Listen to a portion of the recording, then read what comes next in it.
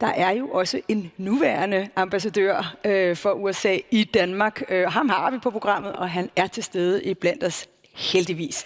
So, without further ado, please join me in warmly welcoming US Ambassador to Denmark, Mr. Alan Leventhal.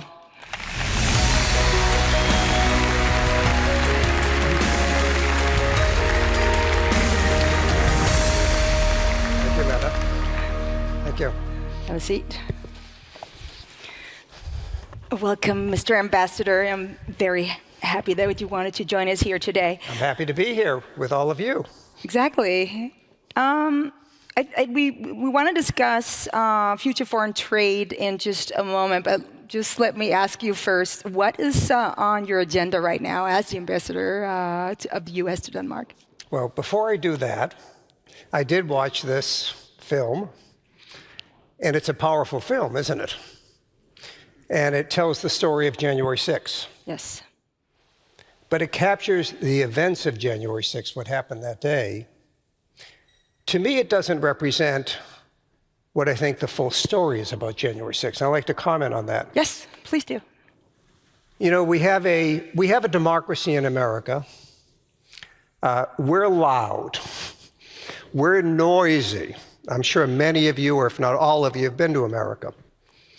And we come from everywhere. 97% of America comes from somewhere else.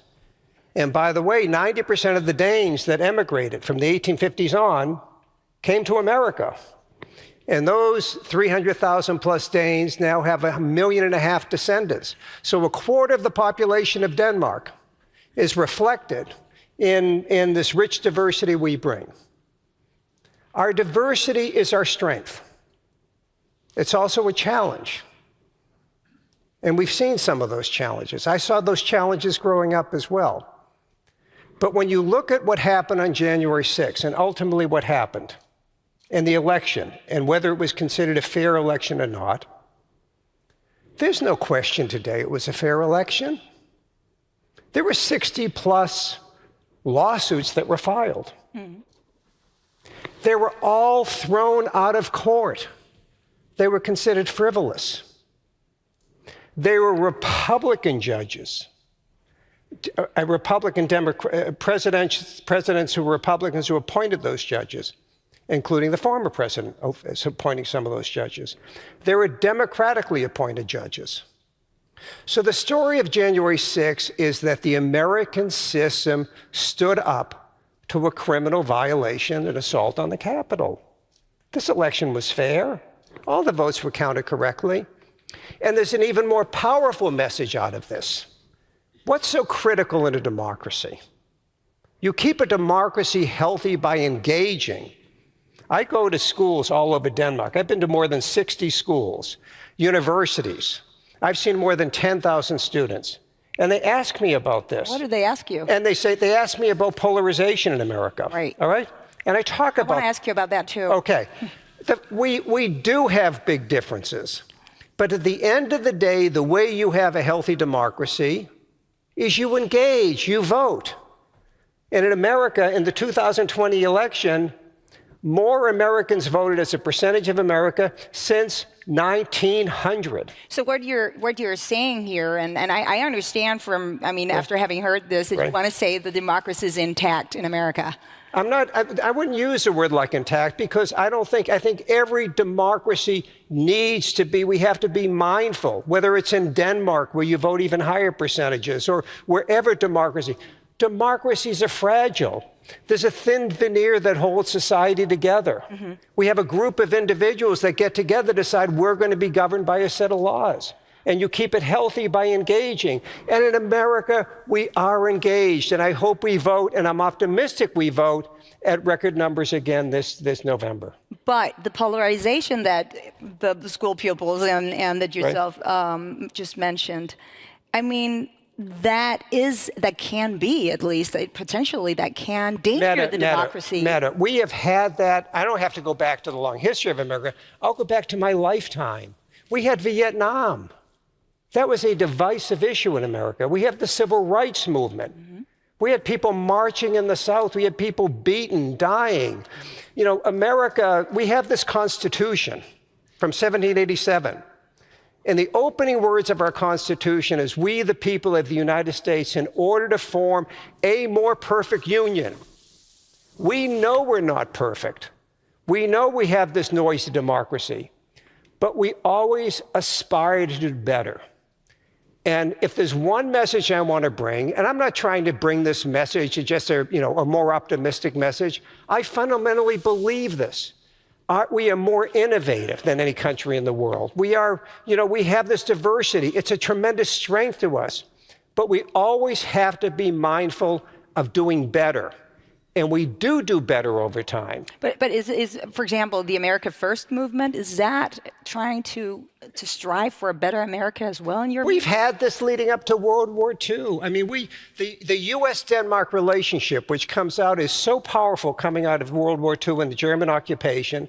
And I know in terms of the many people I've met, I mean, this is such an outstanding country, and I've met people of my generation, and they grew up and their parents told them, their parents or grandparents who lived through the occupation, they said, we have to be close to America. America is the key to preserving our democracy and protecting our democracy.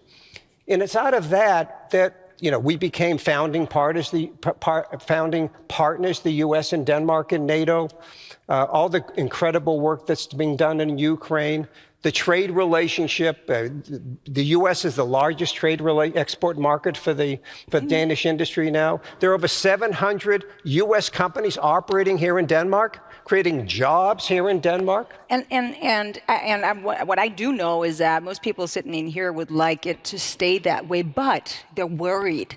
And I understand that maybe they're too worried. Right. But should we be just a little bit worried? I think we should be given the situation we have right now? We should always be worried about democracy. We should be worried about trade relations specifically. Right. Well, when people talk about trade relations, okay, and people have asked the question, what's the difference between, whoever gets elected as president? Mm-hmm. I said, I think you're focusing on the wrong thing to start with. I think what you have to focus on is, what is the foundation of the U.S.-Denmark relationship? And the U.S.-Denmark relationship has never been stronger. It's never been stronger from a security standpoint in terms of NATO. Look at NATO today. NATO is the most powerful military alliance in the history of the world. The most powerful alliance in the history of the world. And it's protected 1 billion people for more than 3/4 of a century. And Denmark's been such an important part of that alliance. And we now have Finland and Sweden who've joined, right? And Putin got it wrong. He didn't weaken NATO, he strengthened NATO. And what Denmark has done, and Denmark deserves enormous credit, is stepped up in a way which is very important in America. When I go and visit with senators on Capitol Hill, when I go back to Washington, I ask them how support for Ukraine is. And I heard that comment before about support for Ukraine, but go ahead. But no, because I just wanted to ask you before we wrap it up. So having a sound foundation of the U.S.-Denmark trade relations, that's one thing. How do you see the future of the U.S.-Denmark trade relations? Well, before I became an ambassador, I was in the real estate business. I know. I built a lot of large buildings. And you know what the most important thing when you build a building? It's the foundation. Yes. If you don't have a strong foundation, you'll never have a strong building. I'm not going to suggest to you that our relationship over time, things may vary, right? I'm not going to tell you that presidents don't matter. They do. But the strength of our foundation, which is built up on the strong emotional ties, the strong security ties, the work we do with NATO, the work we do with Ukraine, and the economic relationship we have built up have never been stronger. And I'll give you another example of that. The Inflation Reduction Act, the IRA. I co-led with Minister Morten Bødskov a delegation of Danish companies to support that effort. We went to Washington. There were more Danish companies represented and delegates than all the other Nordic countries put together. Danish companies are leading the way on investment in the IRA. Great Danish companies. And you know where they're doing it? They're doing it in Democratic states, and they're doing it in Republican states. So that type of investment is going to continue. Mr. Leventhal. You didn't give us enough time, Mette. No, I know we could talk all day, but thank you. And thank you for representing United States of America, because, of course, that is your role. I'm so proud to be here and so proud that I am the U.S. ambassador to the Kingdom of Denmark. Yes. We have so much to learn from Denmark, and this is an extraordinary relationship. And I hope the work I do and my colleagues at the embassy are helping to continue to strengthen it. Very grateful that you came. Thank you. Thank you. Mr. Ambassador. Thank you very much, Mette. Thanks for watching. To keep updated, don't forget to hit that subscribe button and give us a big thumbs up.